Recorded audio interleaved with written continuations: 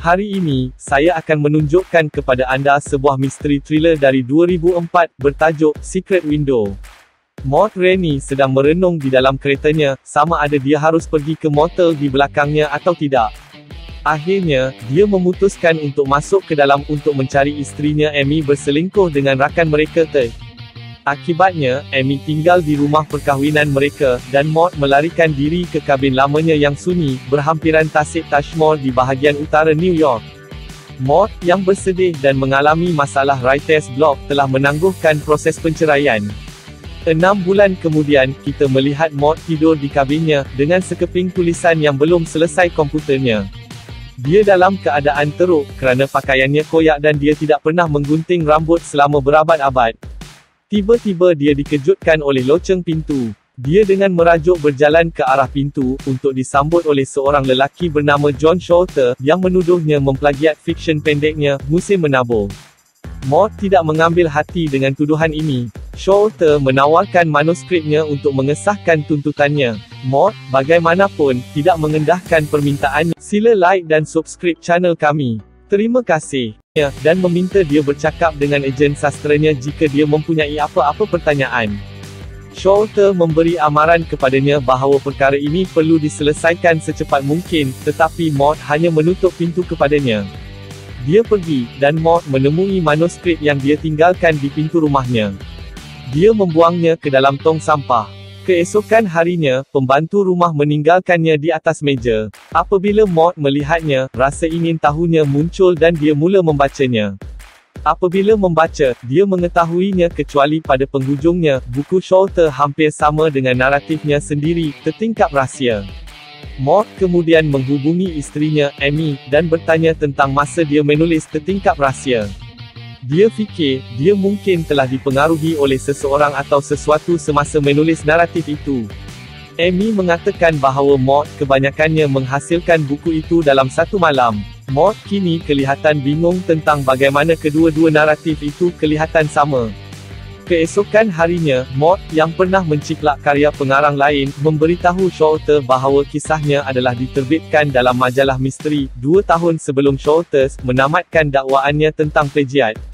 Shorter mahukan bukti dan meminta Maud meminta Amy menghantar majalah misteri itu. Maud kemudian bercakap dengan kawan baiknya pada masa-masa sunyi ini, anjingnya, Chico, dan tidur. Dia terjaga dari mimpi buruk di tengah malam. Apabila dia pergi keluar, Chico ditemui mati, bersama-sama dengan mesej daripada Shorter, memberi Maud 3 hari untuk membuktikan dia tidak bersalah. Maud kini marah dan takut pada masa yang sama. Dia mengunci pintu dan tingkap rumahnya. Keesokan harinya, Maud memberitahu Sheriff Newsom tentang acara itu, yang kelihatan kurang berminat, menyatakan bahawa ia hanyalah haiwan. Dia kemudian pergi menemui seorang penyiasat persendirian, Ken Cash, yang telah melakukannya sebelum ini membantu Maud dalam menyelesaikan isu apabila dia telah menciplak buku lain. Cash bersetuju membantu. Kemudian, Maud pergi ke kediamannya dan Amy, untuk mendapatkan salinan majalah itu, tetapi Ted dan Amy sudah ada, jadi dia pergi dan bertemu Cash, yang melawat kabin dan memastikan rumahnya ada baiklah, dan tiada apa yang perlu dirisaukan. Apabila ditanya sama ada sesiapa boleh mengenal pasti penembak, Maud masih ingat bahawa seorang penduduk tempatan, Greenleaf, melewati hartanya, semasa Shorter berada di sana, dan mungkin terdengar sesuatu semasa mereka berdua berbual. Beberapa lama kemudian, Shorter muncul di kabin dan menuntut Maud menukar pengakhiran ceritanya agar sepadan dengan versi Shorter. Pengakhiran versi Shorter berbeza daripada Maud, di dalamnya protagonis membunuh isterinya. Maud berasa terancam dan cuba menyerang penembak dengan penyodok, namun, Shorter mudah mengatasinya. Dia memberi amaran sekali lagi untuk membawa majalah itu sebagai bukti. Maud kemudian masuk semula ke dalam dan tidur. Dia biasanya tidur dengan telefon diputuskan, kerana dia tidak mahu diganggu. Apabila dia menyambung semula telefon, dia mendapat panggilan daripada Amy dan mengetahui rumah mereka hangus. Apabila polis bertanya sama ada mereka mempunyai musuh, Maud memberitahu mereka tentang kejadian dengan Shorter. Walau bagaimanapun, kami belajar di sini, bahawa Maud mempunyai pemikiran yang mengganggu. Selepas itu, Maud dan Ted bertengkar mengenai penyelesaian perceraian. Ted memberi amaran kepadanya dia tidak boleh menyebabkan Amy mengalami kesusahan lagi. Apabila Maud tiba di rumahnya malam itu, Kash menelefonnya, dan memberitahu bahawa dia telah mengatur satu lagi salinan majalah itu untuk dihantar Maud. Selepas Greenleaf menyatakan dia tidak pernah melihat Maud dan Sholto bersembang bersama, Kash memaklumkan Maud bahawa dia percaya bahawa Sholto telah mengancam Greenleaf. Dia juga memberitahunya bahawa dia berfikir begitu penembak telah diupah oleh seseorang untuk kerja itu. Sesetengah yang tidak menyukai Maud dan telah mengupah seorang lelaki yang keras untuk meracau dia. Dia serta-merta memikirkan Ted yang telah memberi amaran kepadanya untuk memuktamadkan penyelesaian perceraian. Maud dan Kash kini ingin memahami perkara ini dan bersetuju untuk berhadapan dengan Sholto, tetapi mula-mula buat keputusan untuk bertemu Greenleaf pada pagi berikutnya di kafe kejiranan. Semasa dia terjaga hampir sepanjang malam, memikirkan tentang pengakhirannya pada tertingkap rahsia, Maud tiba lewat di kedai makan dan mendapati Kash mahupun Greenleaf belum tiba. Maud terserempak dengan Ted di stesen minyak semasa dalam perjalanan pulang, dan Ted meminta Maud menandatangani surat cerai. Maud enggan, mengejek Ted dan pergi, percaya Sholto bekerja untuk Ted. Kemudian, Sholto memanggil Maud dan memberikannya koordinat ke lokasi mesyuarat. Apabila Maud tiba, dia mendapati Kash dan Greenleaf mati di dalam van Greenleaf.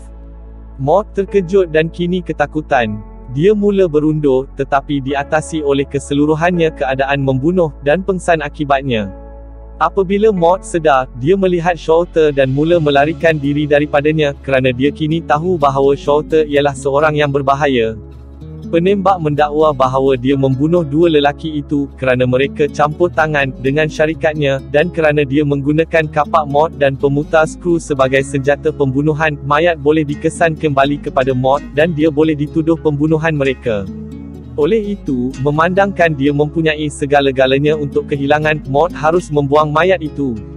Sholto juga menangani keseluruhan isu Maud mencuri ceritanya dan buktinya. Maud menjerit bahawa dia memiliki majalah itu dan bersetuju untuk bertemu Sholto di kabinnya untuk menunjukkan majalah itu, yang dijangka tiba pada keesokan harinya. Maud kemudiannya mengambil alatannya dan, dengan kedua-dua badan masih di dalam, memandu truk Greenleaf dari tebing ke dalam kuari yang dipenuhi air, di mana ia tenggelam. Amy menelefon Maud dan bercakap tentang perkahwinan mereka.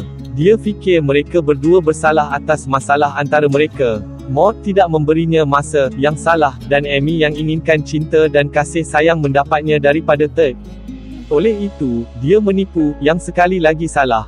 Maud tergesa-gesa, kerana dia ingin bertolak ke pejabat pos untuk mendapatkan bungkusan majalah, dan menjerit kepada Amy, berkata jika dia benar-benar ingin menyelesaikan perbezaan antara mereka, dia tidak sepatutnya menipu pada mulanya.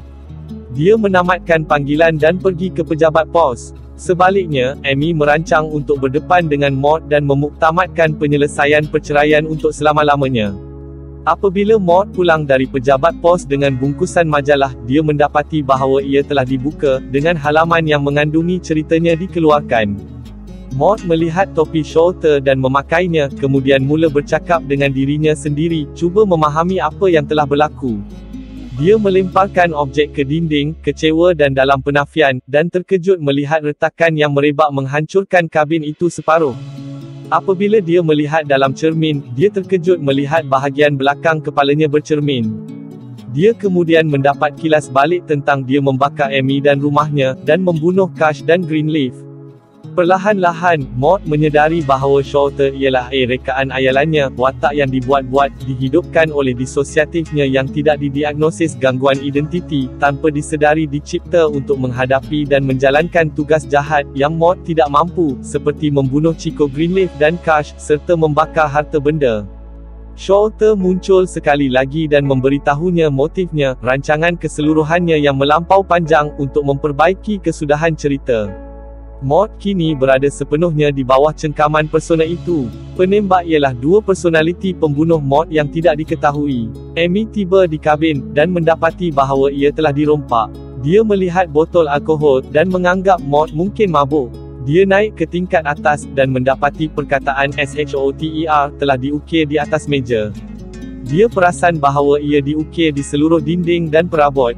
Maud masuk, berpakaian seperti penembak dan memakai topinya. Amy mengetahui bahawa niat Maud untuk tembak dia, dilambangkan dengan nama penembak. Amy cuba bersikap munasabah dan bercakap dengannya Maud, yang tersenyum dan mengatakan bahawa Maud sudah mati. Apabila dia mengeluarkan pisau, dia cuba melarikan diri. Dia hampir menghalau tetapi ditangkap oleh lelaki itu, dan dia menikamnya di buku lali. Dia cuba sekali lagi untuk melarikan diri melalui halaman belakang, tetapi ditolak ke tanah, yang mencederakan kepalanya. Maud akan bunuh dia apabila tertiba.